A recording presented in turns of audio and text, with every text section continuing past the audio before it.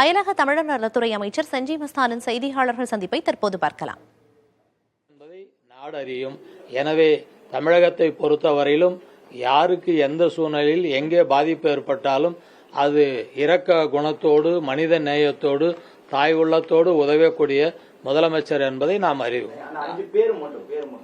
அந்த 5 அவர்கள்: ராம கருப்பண்ணன், வீராசாமி மாரியப்பன், சின்னத்துரை கிருஷ்ணமூர்த்தி, முகமது ஷரீப், புனாப் ரிச்சார்டு ராய். உயிரிழப்பு சம்பந்தமா இதுவரைக்கும் அதிகாரப்பூர்வ அறிவிப்பு மத்திய அரசு சார்பில் வெளியுறவுத்துறை அமைச்சர் எதுவும் சொல்லப்பட்டிருக்காரு?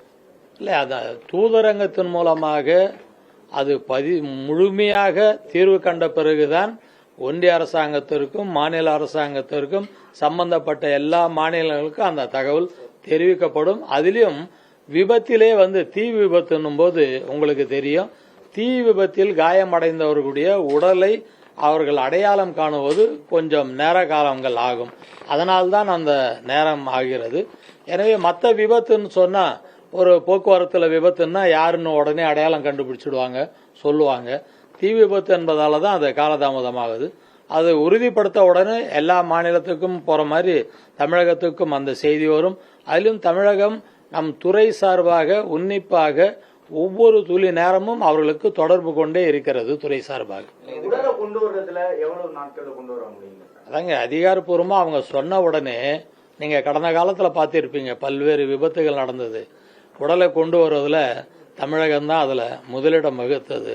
ஒன்றிய அரசாங்கம் கொஞ்சம் சுணக்கம் காட்டிய நேரத்தில் கூட தமிழக அரசு நேரடியாக அந்த பணியில் ஈடுபடும் என்று மாண்புமிகு முதலமைச்சர் கொடுத்த அந்த அறிக்கையின் மூலமாக தான் அதில் ஒன்றிய அரசாங்கமே இணைந்து செயல்பட்டது. எனவே தமிழக அரசு எப்பொழுதும் நம்முடைய முதலமைச்சர் அவர்கள் அதில் உன்னிப்பாக இருப்பார்கள். உடனடியாக அது பெற்றுக் கொடுப்போம். அதற்கு உதாரணமாக ஒரு 3 நாட்களுக்கு முன்பு அந்த புனித பயணம் சென்ற திருமதி செல்வி என்பவர்கள் மரணம் அடைந்தார் மாரடைப்பால. உடனடியாக முதலமைச்சர் கவனத்துக்கு வந்தவுடனே துறைக்கு சொல்லி உடனடியாக 2 நாட்களில் அந்த உடலை நாம் பெற்றுக் கொடுத்தோம் என்பது உங்களுக்கான இவருக்கும் தெரியும். இந்த விவகாரம் தொடர்பாக வெளிவிவகாரத்துறை அதிகாரிகளோடு நீங்க தொடர்பு கொண்டு பேசினீங்களா? நம்முடைய துறை சார்பாக மற்ற எல்லா துறையில் உள்ள அது சம்பந்தப்பட்ட துறைகளுக்கு அந்த செய்திகளை உடனுக்குடன் பகிர்ந்து கொண்டு பதிவு செய்து வருகிறோம்.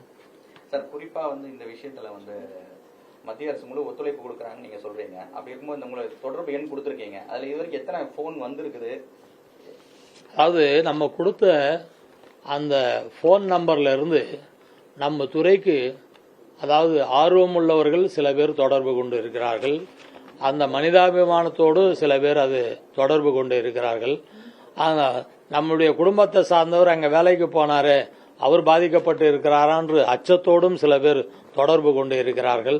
சில பேர் தொடர்பு கொள்வதற்கு எங்களுக்கு எண்கள் அங்கிருந்து இணைப்பு கிடைக்கவில்லை என்று எங்கள் துறைக்கும் சொல்லி இருக்கிறார்கள்.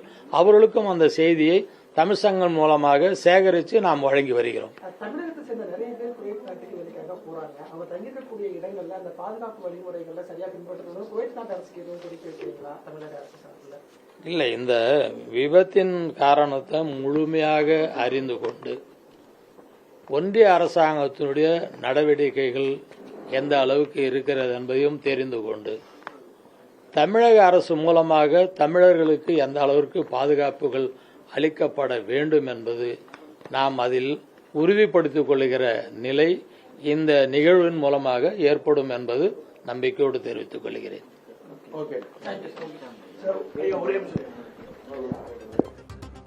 குவைத்தில் நடந்த தீ விபத்தில் குடியிருப்பில் ஏற்பட்ட தீ விபத்தில் 5 தமிழர்கள் உயிரிழந்துள்ளதாக முதற்கட்ட தகவல்கள் வெளியாகியுள்ளது.